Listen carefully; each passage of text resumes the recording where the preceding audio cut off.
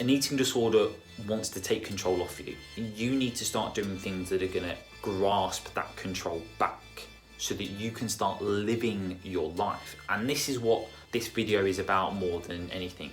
It's about you creating the structure for a life worth living, for a fulfilling life. Hi everyone, welcome back to the video. I hope you're all good. First and foremost, just want to apologise for not uploading a video last Thursday.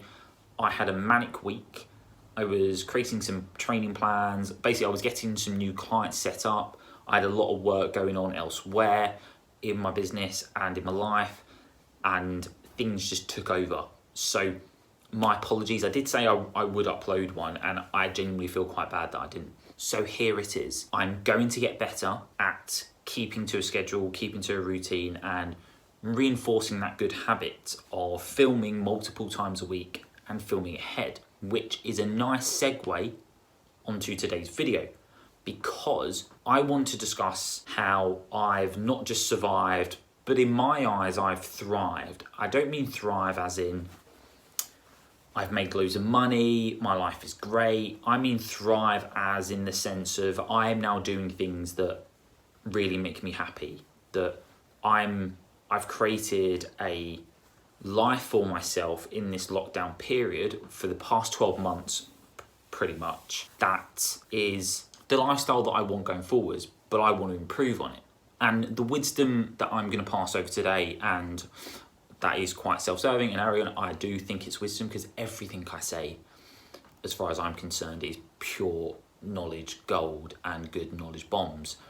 But it's going to help anyone who is recovering or in recovery with that means the same thing, doesn't it? Recovering / in recovery with a eating disorder. Hopefully shift their mindset from just surviving to maybe not thriving. That might be a bit too far and too much, but improving, doing something more, progressing, feeling as though that they are not taking two steps forward and one step back. Because it goes without saying that if you've been in a national lockdown and you've lived by yourself, like I did, so for the first 3-4 months of the initial first national lockdown here in the UK, I was living by myself, and then my girlfriend came over. But being in lockdown or having very strict social distance restrictions can be very isolating, and you do get lonely. Despite all of the technology available to us, Zoom and FaceTime,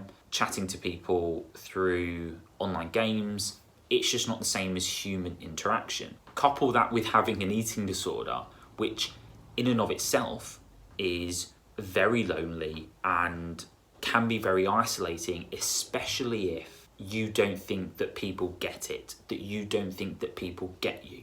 That can compound everything that you're feeling right now, because it's a perfect storm of you not being able to go outside and do some activities with your friends, the things that really get those endorphins and the dopamine just rushing through you, that make you feel good, and doing those activities that really get you into a good routine every day, that reinforce good habits and take your mind off the struggles that you may or may not have at this moment in time. So I wanted to just throw out there a couple of things that have helped me. Some in terms of my actual recovery with an eating disorder. Now, I am very far wrong compared to a lot of people. I'm nearly 10 years down the line. So for me, this is very personal. I'm trying to give some general information that might be able to help you take back a bit more control of your life. With that being said, let's crack into it. So I have not just survived, but in a very small way thrived during lockdown, because I have been very strict and regimented with setting a routine, getting a schedule in place, and daily tasks and habits. Things that are almost non-negotiables for me, if not every single day, at the very least 3 to 4 times a week. Because, and this will make sense in a moment, for me, a structure and a routine makes me comfortable. There are undoubtedly some days where I'm just like, fuck it, I don't want to do anything. I'm just going to sit in front of the TV, watch Netflix all day, eat food, or I don't have any plans today, so I'm just gonna do stuff on a whim. 5, 6, 7 days out of the week, I will always have a plan, particularly Monday to Friday. I'm trying to get that as my working week. And if you haven't watched any of my videos before, I am a online fitness coach. So pretty much I can work whenever I want, basically. But I try to work Monday to Friday because that ties in with my girlfriend's schedule as well. I set myself a schedule, not because I want control, but because that is the most effective and efficient way of me not just having 3 months or 6 months or a year fly by, without achieving anything. I want to make a success of my business, something that is completely new to me, that is something that I want to be a career for as long as it can be. So I have to make sure that I'm strict and stringent with my daily tasks and my daily routine. But I don't make it too strict. I do like some flexibility in my day, but the purpose of it is to give me enough structure so that I have very clear intentions and goals for each day. So my day is usually fairly structured. I have a morning routine. I have some business and some professional work to do. I have a block of about 2-3 hours in the day where I will fit in my workout. I will go to the shops, do some shopping. I will have lunch with my girlfriend in here. I will do some more work in the afternoon, like I am doing now. And then I might do some more work later in the evening. I will go for a walk with my girlfriend. We will chill out, and then I will have a sleep routine where I will do some stretches and some mobility work about half an hour before I intend to go to bed. Why is that important? Because like I say, that stops me from being aimless throughout the day, and A, just not getting anything done. B, because it will starve off boredom. C, it's because I want to thrive. I don't just want to survive. I want to make as much progress during this time as I possibly can. Specifically, what's helped me get through this and not feel overwhelmed with all of the crappy and shitty news and not seeing my family, my friends, being stuck inside a lot and not being able to go to the gym, which is another line in the con column, is setting 2 to 3 very manageable daily tasks. I will always have 1 business task, 1 to 2 business tasks. So for instance, it will be, I have to make sure that I post on Instagram every single day. I have to make sure that I do my workout. If I'm working out 4 or 5 times a week, obviously it won't be every day, but I will say workout. I will then make sure that I film a YouTube video. More often than not, I do it, but case in point being last week, I only filmed 1 video. I will then make sure that I have time to myself. So that's usually like an hour block between 4 and 5, where it's just for me. So you can kind of see where I'm going. I'll make sure I'll go out for a walk. I will have daily tasks, 2, 3, 4, that are very manageable. And honestly, that is it. I've not pressured myself into doing any more. I've not pressured myself into trying to be perfect and complete a 20-point to-do list. I've not pressured myself to create work and be busy when I don't need to be or I don't want to be. I've tried to stick to a manageable routine and schedule and task list every single day so that I'm not only just ticking over, but I'm actually chipping away at daily habits. I'm creating positive daily habits that are going to support my business, but also support me from a professional development point of view, but also a personal development point of view. I'm making sure that I'm getting out and doing my walking. I'm making sure that I'm having time to myself with very little, if any, technology. So that's the evening mobility and stretching. That's having 15 minutes to myself first thing in the morning with a coffee and a podcast. People with an eating disorder, like I mentioned earlier, typically like a routine. So if you are in recovery from an eating disorder, then give yourself the best opportunity of beating the eating disorder and recovering in its broadest sense, but also specifically actually having fun and doing stuff for you, not allowing the eating disorder to pull you back into your room underneath the covers or to be preoccupied with food or with exercise. Do something that's really going to benefit your mental and physical health. So now it's your turn. What I want you to do is pick 2 to 3 tasks every single day, or at least 3, 4, 5 times a week. Pick one task that is going to work on, improve, or sustain your physical and mental well-being. It could be a workout, it could be yoga, it could be going out walking for an hour each day. Doesn't matter what it is, but something that's going to work on your physical and mental well-being. One task that focuses on learning and developing you as an individual. That could be reading, it could be taking up a new hobby, it could be doing a task that you've been procrastinating and putting off. I have a lot of those, mainly in the DIY area, but also as well in my business, that are just too overwhelming for me to think about at this moment in time. Or it could be a business interest. Like me, I took the lockdown by the balls. I didn't want to work in advertising and marketing in the creative industry anymore. I didn't want to work for someone. I wanted freedom of time, freedom of location, and the opportunity to earn more money.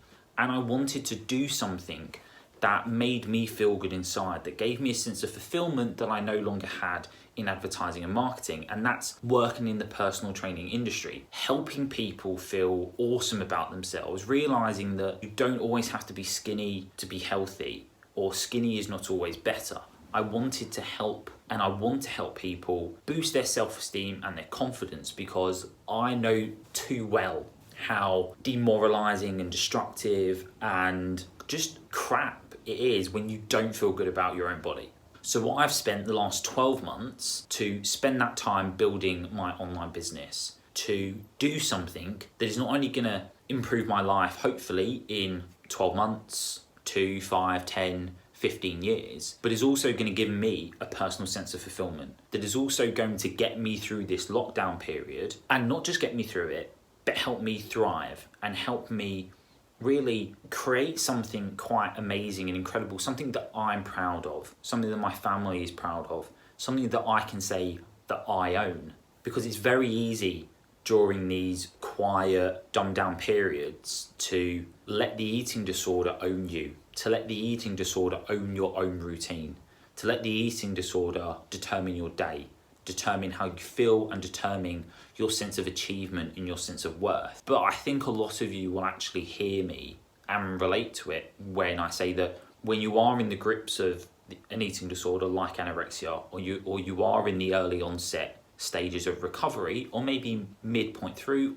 or you've relapsed a few times, that it can be very difficult some days, if not impossible, for you to go through each day without the eating disorder directly influencing and affecting your behaviors, mindset, or mood, because it has a all-consuming effect on your life. It infiltrates pretty much everything that you do throughout the day, and by just choosing 2 to 3 daily tasks that are going to benefit you, not the eating disorder, you can start taking back control. You can start doing something for yourself and not something for the eating disorder.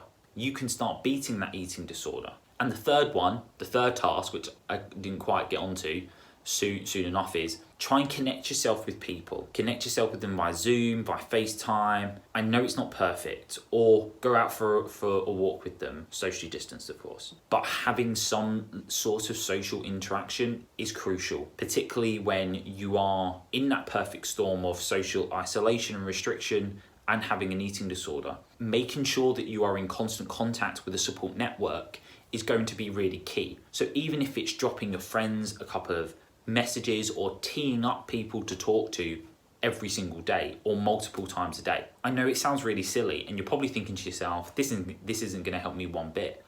But trust me, having people around you who love you and who are there to support you and who can take your mind off things and make you remember what life is like without an eating disorder is really, really important to your long-term recovery. So make sure that that becomes a non-negotiable. And I'll hark back to a comment I said earlier about non-negotiables. I had some, and the non-negotiables for me were, in terms of business, were I made sure I posted on Instagram every single day. I made sure that without fail, I got out and did a walk. And I made sure that without fail, I probably did a workout. And I didn't do that every single day, but they were my non-negotiables that I had to do on that day. If it was down on that day, it was a non-negotiable. 3 things should be your non-negotiables. 1 thing that supports your mental health as well as your physical well-being. 1 that supports your learning and your development as an individual, that pushes you out of your comfort zone,